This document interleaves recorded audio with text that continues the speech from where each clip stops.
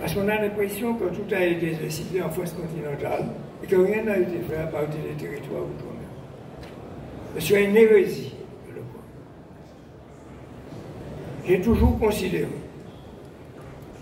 la décentralisation comme un processus et non comme une destination. Il y a 20 ans,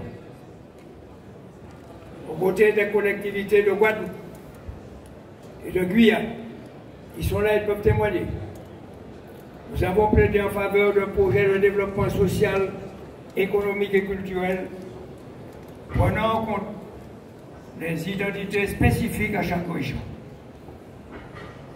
La déclaration de Pasteur signée le 1er décembre 1999 par les présidents de Guadeloupe, Mme Michel Chavry, qui était encore ministre, de Guyane, Jean-Antoine Caram, et de Martinique, M. Alfred Marie-Jean, celui qui vous parle, en est le résultat concret. Nous avons ensuite été reçus par le président de la République d'alors, M. Jacques Chirac. La demande formulée, réviser la Constitution. Cette révision constitutionnelle, en date du 28 mars 2003, a confirmé le principe de libre administration des collectivités territoriales. Le président Jacques Chirac, dont je salue ici la mémoire, a contribué à l'évolution institutionnelle par la création d'une nouvelle catégorie de collectivités territoriales, je cite, les collectivités d'outre-mer. C'est l'article 74 de la Constitution. Personne ne peut démentir. C'est ainsi que la population a été consultée en 2003, puis en 2010. Le paysage institutionnel a évolué avec 3 collectivités territoriales uniques, la Guyane, la Martinique et Saint-Martin, et un conseil régional doublé d'un conseil général en Guadeloupe. Ne peut pas être consulté par nous. La décentralisation après 2003 se devait de garantir l'autonomie administrative par l'exercice de pouvoir de décision dans le respect de la Constitution, par le libre arbitre de chacune des collectivités territoriales vis-à-vis l'une de l'autre, par la mise à disposition des moyens suffisants garantissant l'autonomie financière, l'autonomie de recrutement et de gestion du personnel.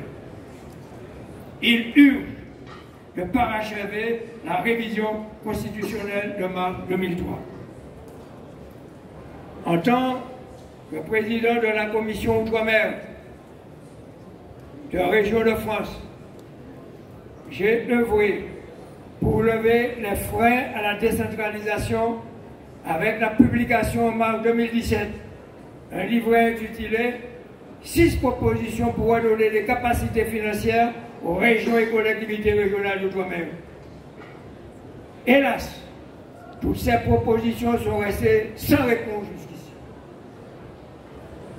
Parallèlement, des ajustements à la loi numéro 2011-884 du 27 juillet 2011 relative aux collectivités territoriales de Guyane et de Martinique ont été remis au président de la République et au Premier ministre lors de la conférence nationale des territoires de 2017.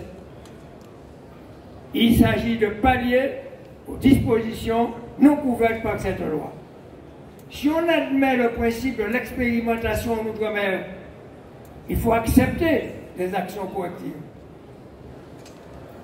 Par la mise en œuvre d'une décentralisation consolidée, j'ai co-signé l'appel de Marseille pour la liberté locale du 26 septembre 2018. Dans le cadre du Conseil des régions de France d'Outre-mer, j'ai ensuite lancé, le 23 octobre 2018 en Martinique, les assises des libertés locales des collectivités. Le constat est amer. La décentralisation au titre de l'autonomie financière et de l'autonomie fiscale n'est pas au rendez-vous. Quelques efforts ont été faits par l'État. La signature de contrats de convergence et de transformation, c'est comme ça on l'appelle, en juin 2019, et le pacte productif 2025 en construction, prenant en compte toujours appui sur les travaux de nos collectivités et nos territoires. Constatons, in fine, qu'en matière de décentralisation, l'État a encore du chemin à aplanir pour réellement libérer le potentiel économique de ces territoires. Merci de votre écoute. Merci en pile en charge.